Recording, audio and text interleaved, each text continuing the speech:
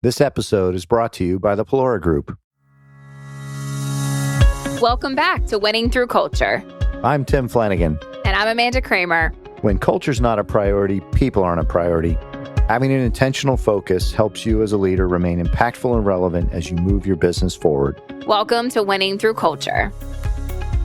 Welcome back to another episode of Winning Through Culture. I'm very excited to be here this morning with Audrey Averill. The purpose of this particular series is showcasing women who are winning in developing their workplace and team culture, no matter what the industry. We happen to be talking to Audrey today, who is president and COO of the Pelora Group. Welcome, Audrey. Thank you for having me. I'm excited to be here. It is great to have you with us. So if you could start out and just share a little bit about your personal journey as a female leader and maybe highlight some key moments. Yeah. So I started working in a professional setting at a very young age, around 14. And, as I was coming into the podcast today, I was reflecting upon how everything started.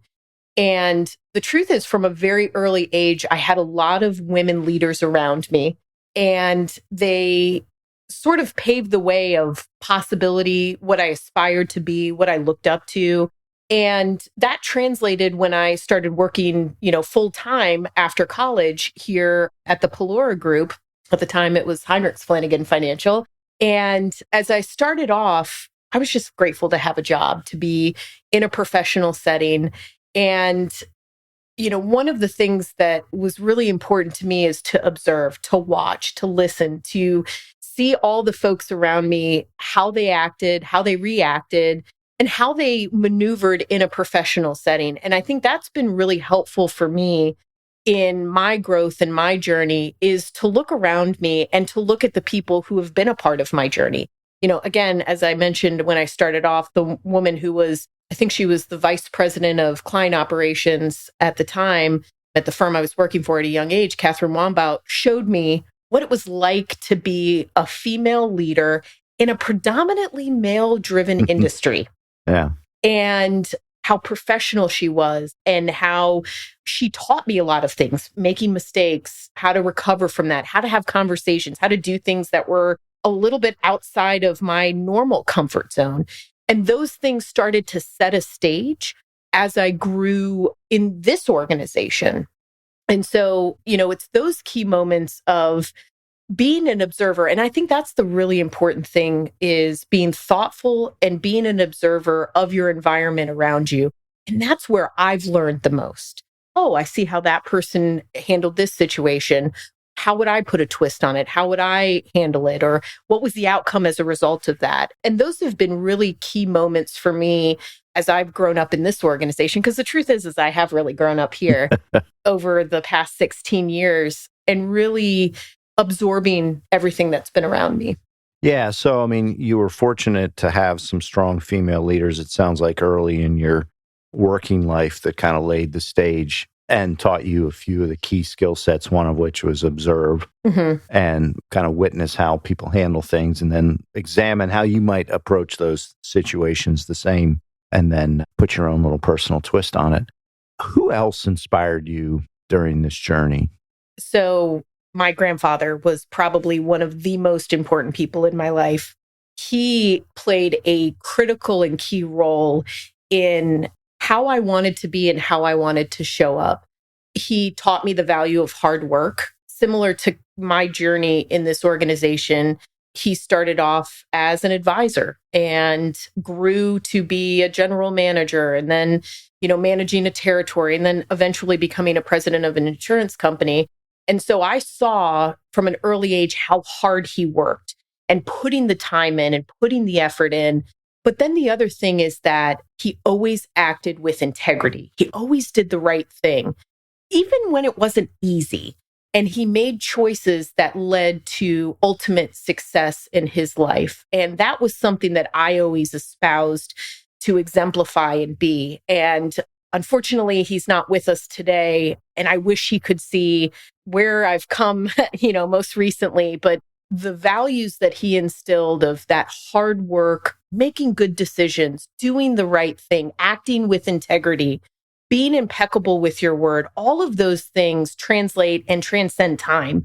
And I'm very thankful that I had such a wonderful role model growing up, not only in childhood, but also into those pivotal moments into adulthood. Well, having had a chance to know him a little bit, I know he's very proud of you. Yes. So that's something I think that's a great part of your story is how he inspired you to become the leader you are today and continuing to become. So as someone who does advocate for empowering female leaders, what do you see as the most significant factors, Audrey, in contributing to a successful culture and workplace? Particularly, you mentioned earlier, kind of intentionality, and again, just in fostering that environment. Yeah. So I think one of the most important things that I've learned in my journey of growth and leadership as being a female leader in this organization is how important it is to identify those key people who have some intrinsic qualities that you can't really put on a table or list out if you do A, B, C, or D that would lead them to success. It's kind of a gut feeling, an intuition, women's intuition, as they say. And it's really identifying those folks and allowing them the opportunity to explore different avenues in different ways. So what I mean by that is giving them exposure to situations and events that they may not normally have exposure to. So I'll give you a great example in my journey is back in 2009, we had a huge agency move. We moved from one building to another building. And last minute, the person who was in charge of it became ill. And so I just happened to be able to step in to help. I didn't know what I was doing. I didn't know how to maneuver through that. But I was able to challenge myself, grow, learn, and do something different that ultimately helped me to see different aspects of this business outside of the work that our advisors do. And from that experience, I've been able to translate that into a couple of new moves that, we've had subsequently from that time period, and then be able to translate that knowledge to the next person who'll be able to do it. But it's not through those circumstances where you're put in a situation that may be a little bit outside of your comfort zone, outside of your knowledge, but you have that support to be able to make that step and learn something. And you may stub your toe a little bit and, maybe make a little bit of a wrong turn, but you can always course correct that. And that's what I think is also important as a female leader here is linking arm in arm with that next level of female leaders and helping them learn from my experience, from the experience of those around us, to be able to put their own twist on how they would handle a situation or how they would run a department or move through the organization, but then being there to kind of be the bumper guards and make sure that we're still moving forward in a productive and positive manner. Yeah, so you do have a great track record of working with developing other leaders.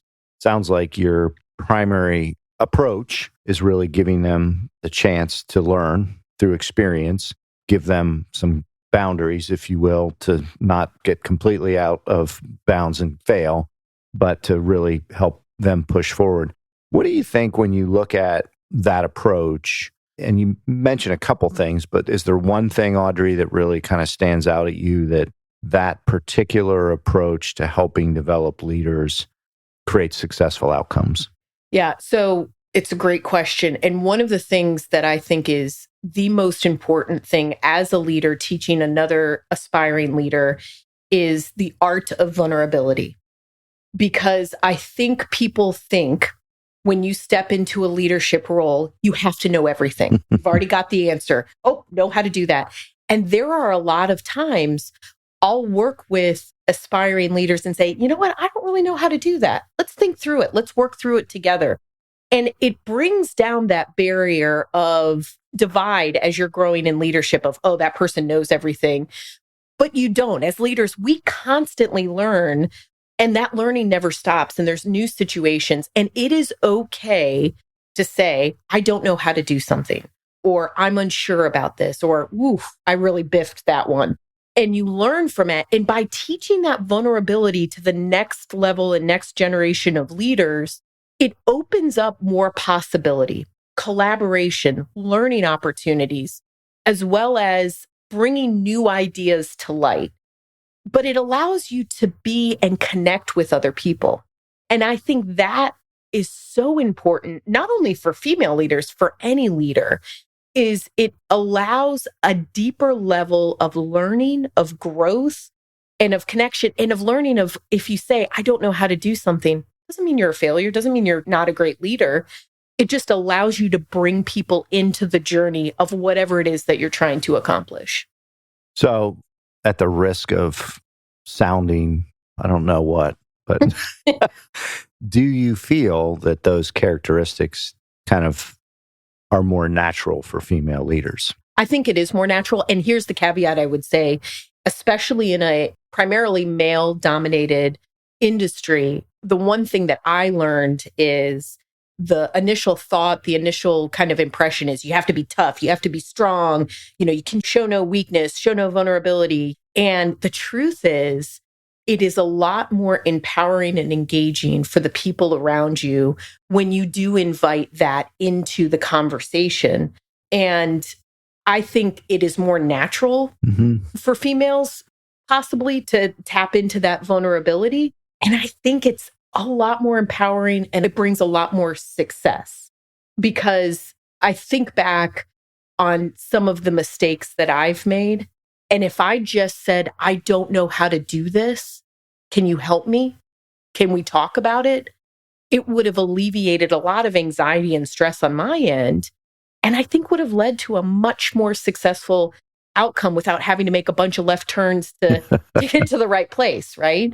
And I think that's a quality that is becoming, and I don't want to say more acceptable, but more prominent, pronounced, important in the workplace that I don't think was as pronounced when I started.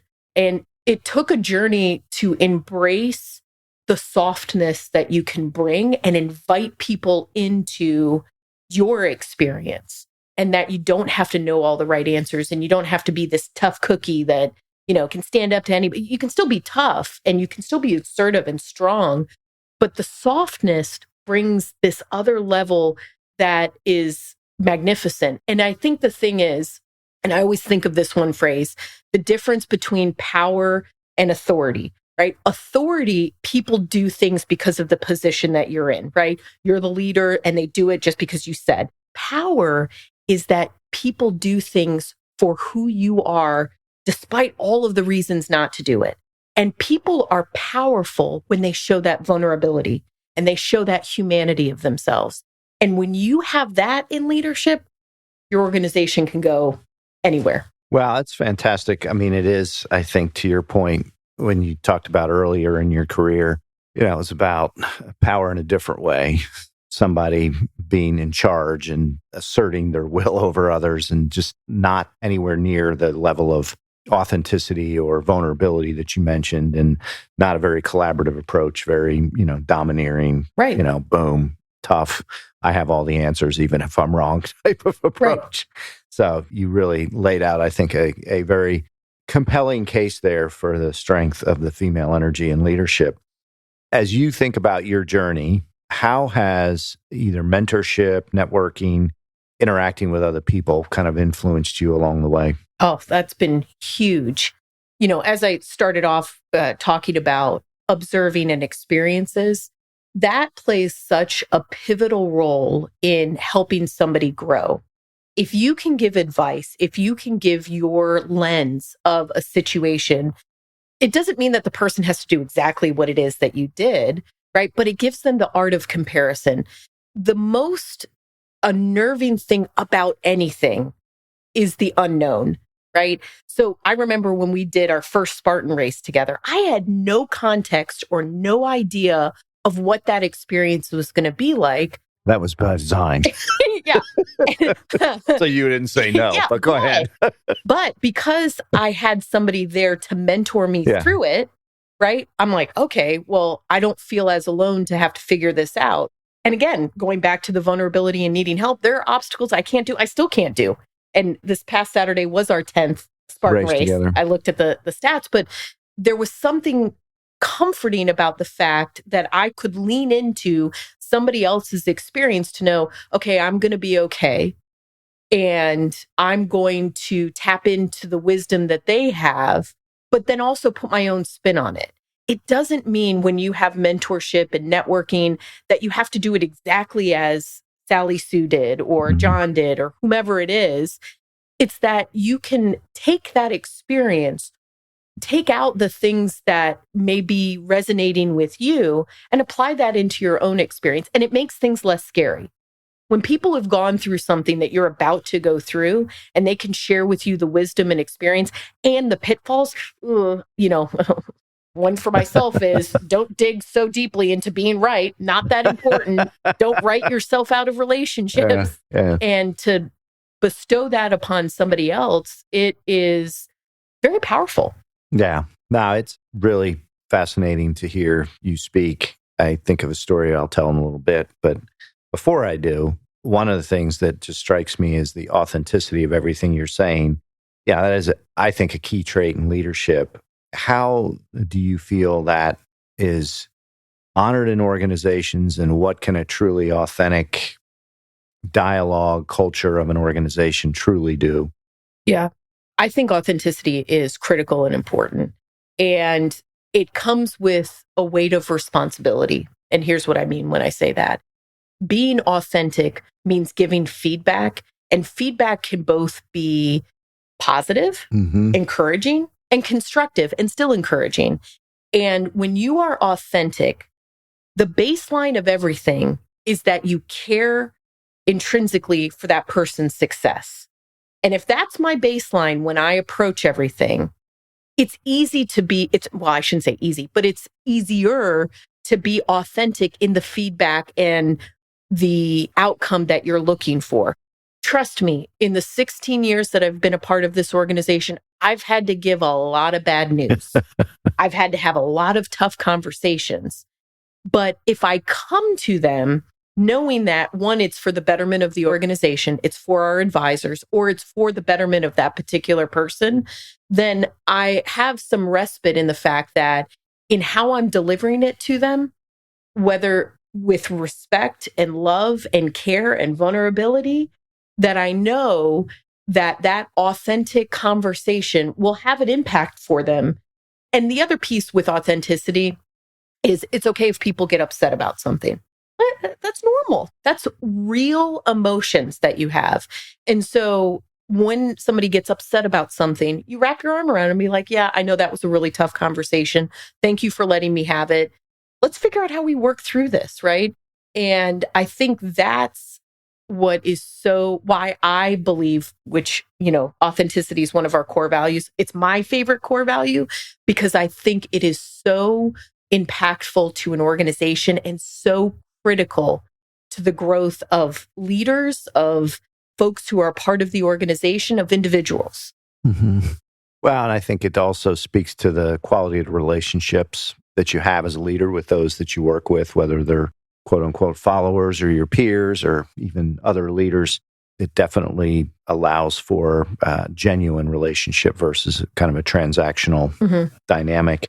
So I mentioned a story I'm going to tell real quick because I tell this story about you a lot. And since we're doing a podcast and you're speaking about female leadership, I remember a time when you were an aspiring leader and we were working together and things weren't going so swimmingly well. And we were working with a business coach, Harvey Smith, and having what we famously called triads, where it was a safe place to have a hard conversation before we learned to just do it on our own. And we were having a discussion about your approach to leadership. And I remember distinctly that day, very clearly, the messaging you gave me, which was a story about your grandfather and who he was and what he meant to you and the type of leader you saw him become. And you said that day, declaratively, I am going to be that leader. And I remember saying, if that's what you want, I'm all in on that. And I will invest in you becoming that leader. And I'm sitting here listening to you today. Not that I didn't know it already, because I've told this story before, but I just continue to be amazed that you have become that leader and are becoming that leader. So, well, and I'll say really quickly, the other thing that's really important in my growth, and it would be remiss if I didn't say that, is I would not be where I am today if I didn't have a leader like you, Tim, invested in my success and to believe in me and to still be there and be okay when I stub my toe or I make a mistake or I say things that maybe not exactly how I want to be, but that we were both locked in on, where I wanted to go, and that you were there to help encourage. And that is so important. Yeah, I think to your earlier point about you helping other female leaders become successful, everybody has a story about somebody that was a part of their journey. And it's been an honor for me to be a part of yours. And I think you are being the part of so many other people's journey right now, which is awesome to watch as well. So thank you. You mentioned Spartan races. I also can't get away without some dialogue on that topic. So for those that don't know, Spartan race is an endurance obstacle course race.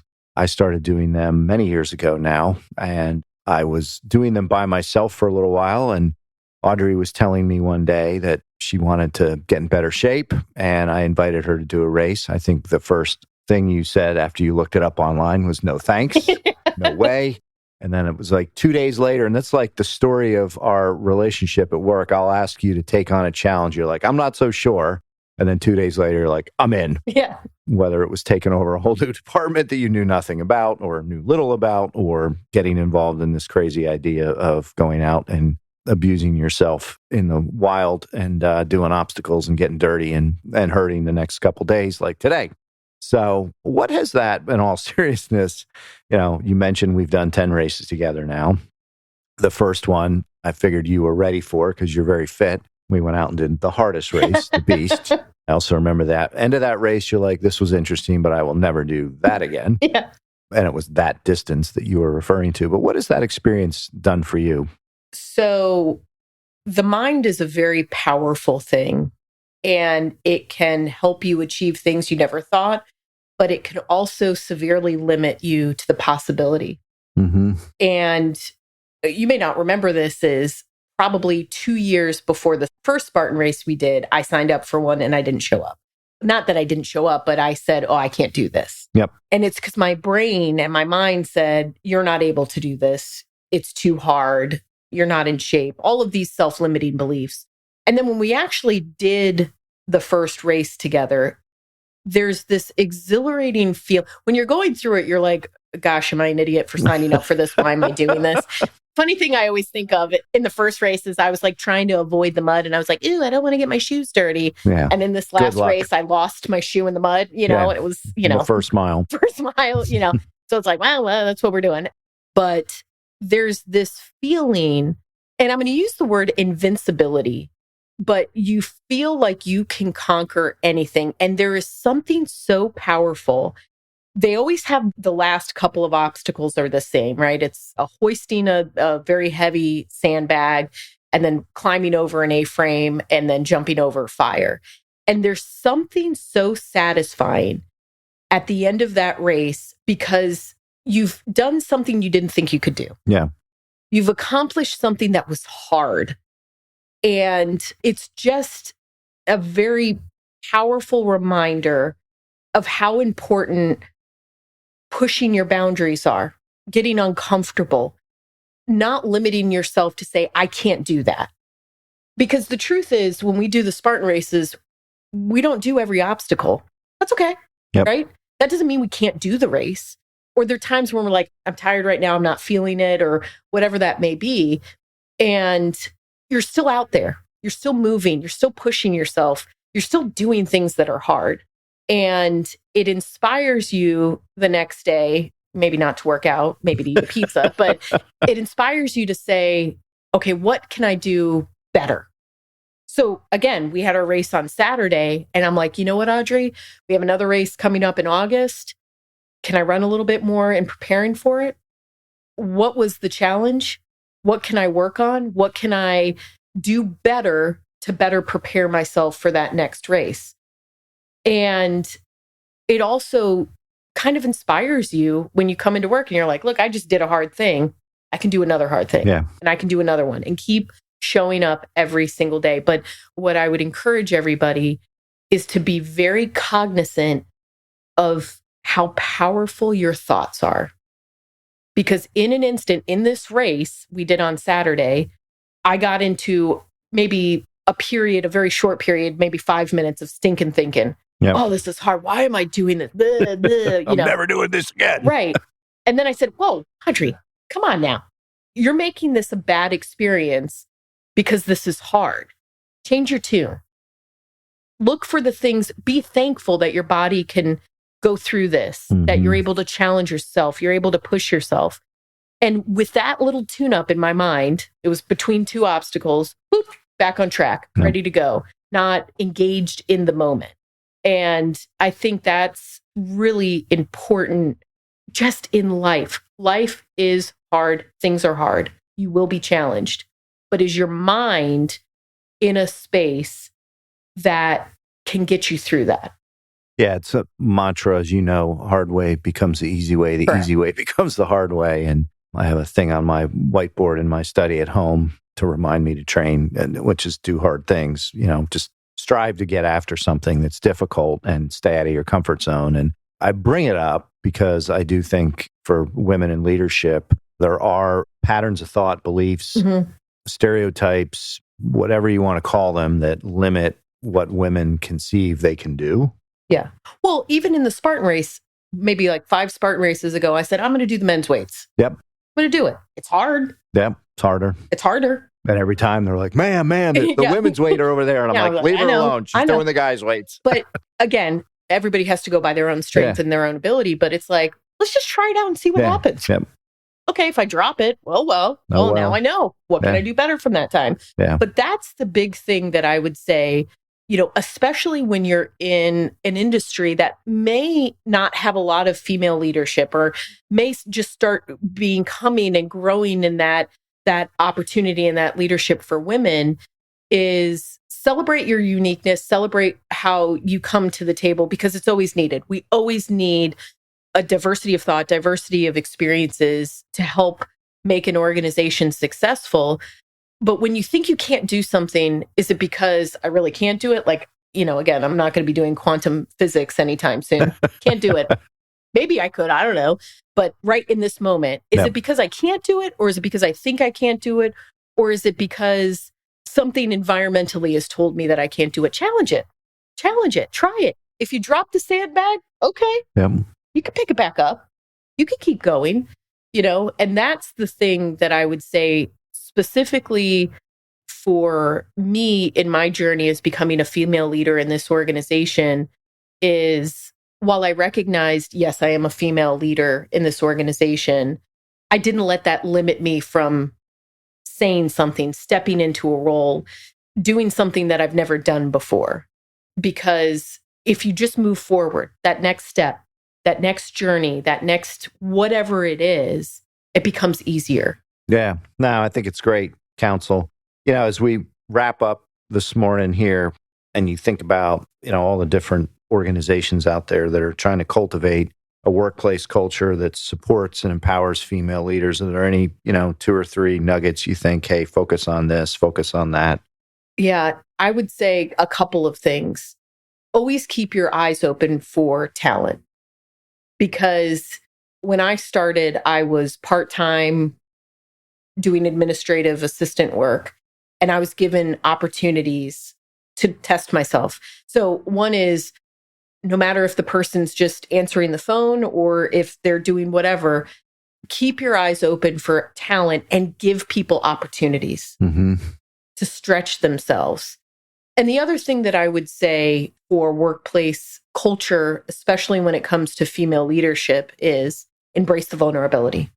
And again, it doesn't mean that we have like cry rooms where everybody goes in and cries and, I'm not saying that, and I shouldn't. Well, I mean, if you need to cry. I've cried at work before, but embrace the vulnerability and the power that comes with authentically looking at somebody and saying, I don't know how to do that. And when you start to model that in your workplace, all of these people are going to start coming out of the woodwork, taking opportunities and taking chances. Because I'll tell you this, there's been many times where people have come up to me and been like, hey, I've been thinking about this one thing. Can we try this? Whoa. And it's turned out to be a slam dunk. And so when you model that vulnerability and that I don't know everything, I need your help, that's going to start foster people coming up with ideas, with thoughts. Some of them are not going to be great ideas. That's okay. But they could be massaged into a good idea. And that's what's really important, is bring ideas to the table, foster that environment, be okay with, as a leader of an organization, not knowing everything and not leaning on, but inviting people into that discussion. Yeah, I think you really hit on a key element there, which is culturally, as a leader of an organization, you've got to allow people the opportunity to be vulnerable, to try new things, to fail. Yep. And failure is not really failure unless you quit. It's just learning. Right. And in your mind, you're like, oh, are we going to have all these bombs where things fail? No, that's not what I'm saying. It's like in your mind, I know the certain things, that I'm like, well, we're not going to get to that point. Yeah, we're not going to sink the company over this one. Right, yeah. right. But it's like these, what I like to call controlled burns, yeah. right? It's like you've got the thing in there and you allow people the opportunity to just kind of test and experiment and break through. Wow. It's been wonderful to spend time with you this morning, Audrey. It's been a real honor to be a part of your journey and to listen again to you recant some of that, share some of your lessons for other leaders, both male and female. And I trust that your wisdom today will help others experience the type of leadership growth that you have, and also encourage others to help other women leaders grow into the type of leader you've become. So thank you for being with us today. Thank you for having me. Great way to start a week. Thanks for joining us for another episode of Winning Through Culture. Until next time, stay intentional, be impactful, because your culture matters.